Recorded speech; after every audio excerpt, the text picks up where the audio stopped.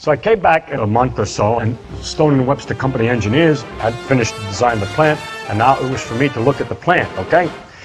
How do you look at a plant that ain't built yet? I don't know.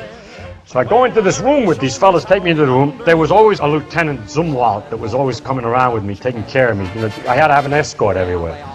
So he goes with me, takes me into this room, and there are these two engineers, and a long table, great big long table, tremendous thing, covered with a blueprint that's as big as a table. Not one blueprint, but a stack of blueprints like this.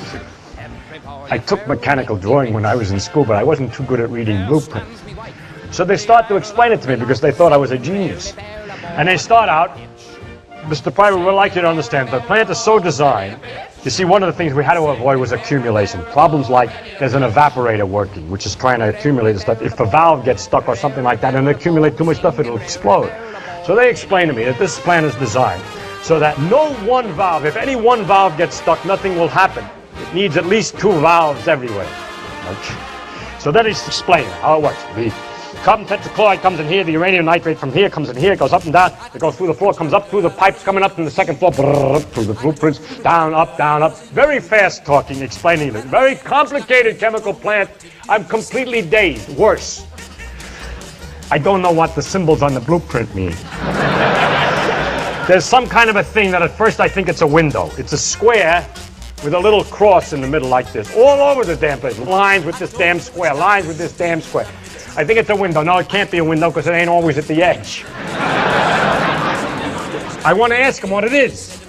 Now, you must have been in a situation like this. You didn't ask him right away. Right away it would have been okay. But they've been talking a little bit too long.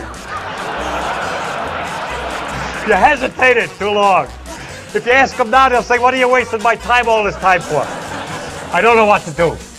I think to myself, I swear, often in my life I've been lucky. You are not going to believe this story, but I swear it's absolutely true. It's such sensational luck. What am I going to do? What am I going to do? I got an idea. Maybe it's a valve. So in order to find out whether it's a valve or not, I take my finger and I put it down in the middle of one of the blueprints on page number 3 down in the end. I say, what happens if this valve gets stuck? Figuring they're going to say that's not a valve, so that's a window. So one looks at the other and says, well, if that valve gets stuck, and they go up and down in the blueprint, up and down the blueprint, or they're going up and down the blueprints, back and forth, back and forth, back and forth. They both look at each other and they chick, chick, chick, and they turn around to me and they open them out like this. You're absolutely right, sir.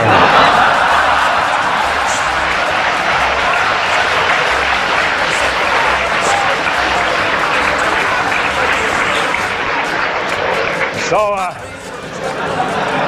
they rolled up the blueprints of the way they went, and we walked out.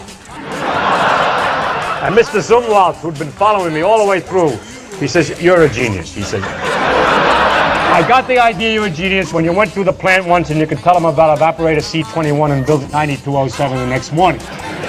He says, and when you knew all about the neutron, you were a genius. But what you have just done, he said, was so fantastic. I want to know how do you do something like that? I told him, you try to find out whether it's a valve or not.